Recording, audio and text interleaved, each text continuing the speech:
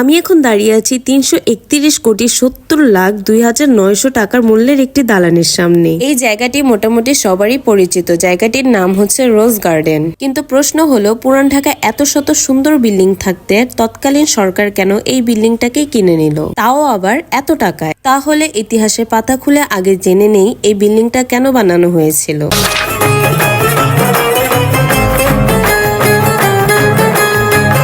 British আমলের এক 90 ধনী ব্যবসায়ী ঋষিকেশ দাস সাধারণ পরিবার থেকে উঠে আসায় খানদানি পরিবারগুলো ঠিক তাকে পাত্তা দিত না। কথিত আছে একবার তিনি জমিদার নারেন্দ্র চৌধুরীর বাগান বাড়ির জলসায় গিয়েছিলেন, সেখানে তাকে অপমান করা হয়েছিল। তাই তিনি 1931 সালে ঠিক একইভাবে এই বাড়িটি নির্মাণ করেন। অপমান করে যদি এরকম ম্যাজিক্যাল কিছু নির্মাণ করা যায়, তাহলে আই থিঙ্ক এই অপমানকে পজিটিভ নেওয়া উচিত। এখন প্রশ্ন হলো, তৎকালীন সরকার কেন এত কোটি টাকা দিয়ে এই বাড়িটি কিনেছে? 1949 সালে 23 জুন এই বাড়িটিতে আওয়ামী মুসলিম লীগ গড়ে উঠেছিল।